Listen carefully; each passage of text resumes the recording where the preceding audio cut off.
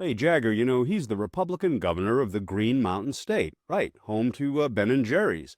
But on the rocky road of pleasing the president who parties with pedophiles, Vermont Governor Phil Scott, he just hit the brakes and what might be, well, maybe another inspiration for a Ben and Jerry's flavor. Bitter taco delight. That could go along with this because, as we all know, resistance is delicious. So Vermont Governor Phil Scott stunned Trump earlier today on the heels of Team Trump's recent requests. This is what we are seeing in D.C. during the federal takeover. You can see multiple tanks behind me, as well as National Guard members, and this is at Union Station. President Donald Trump has now requested more National Guard members, and the governors of South Carolina and West Virginia are now sending in hundreds of them. And that's on top of the more than 100 D.C. Guard members that have already been deployed here. Now, what we learned from the White House is that at this point, they are not armed, but that they could be. I've been tracking everything that has been happening during this takeover. Tuesday, I was there as the D.C. National Guard arrived and was deployed in D.C. He got the call yesterday around 2 p.m.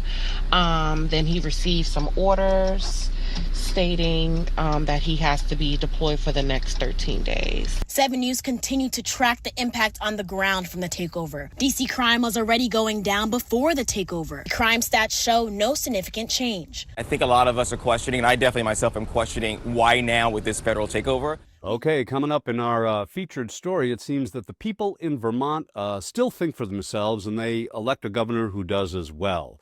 Now, here's a look ahead of our breaking development from Governor Phil Scott at what's going on this weekend up there in Vermont. We stand with DC. We stand against fascism. More than 40 protesters gathering in Montpelier, expressing their outrage towards President Trump and his efforts to crack down on crime in Washington, D.C. Total rage. From the National Guard on the street to intervention with the D.C. Police Department, those holding signs saying the federal intervention is a violation that just can't be tolerated. It's not controversial. It's downright illegal what they're doing. It's against the Constitution. But Vermont's GOP chair, Paul Dame, is defending the administration, saying President Trump is doing what's best for D.C. residents. Because when individuals feel unsafe in their homes going to work, the number one concern for a lot of people is safety. It's about safety. And however we get to that, that's what people are looking for. Members of Vermont's congressional delegation, including Congresswoman Becca Balint, condemning the measures. Let's cut right through it. What kind of leader uses the military against its own people? Vermont Governor Phil Scott says he can see how there is a need to address problems in D.C., but federal intervention without transparency with the city is troubling. If Burlington had an issue where they needed some help, we would come to their aid. But it's the request, it's the how, and that's where I disagree.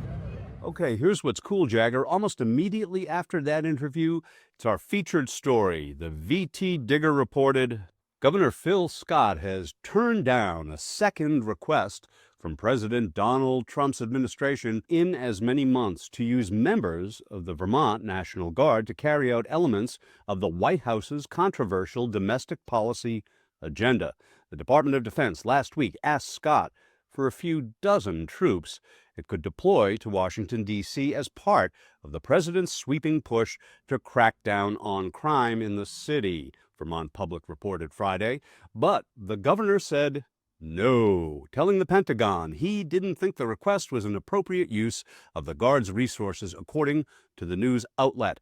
Dustin Degree, a spokesperson for Scott's office, referred VT Digger to the Vermont Public story in response to a request for a comment on Friday afternoon. He declined to be interviewed or answer questions about the governor's decision. Trump has ordered hundreds of troops onto the streets of the nation's capital in recent days and moved to assert federal control over the city's police department.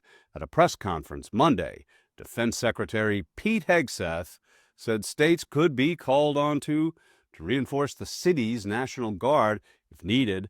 On Friday, Washington, D.C. Attorney General Brian Schwab sued the Trump administration over its efforts to take control of the local police force.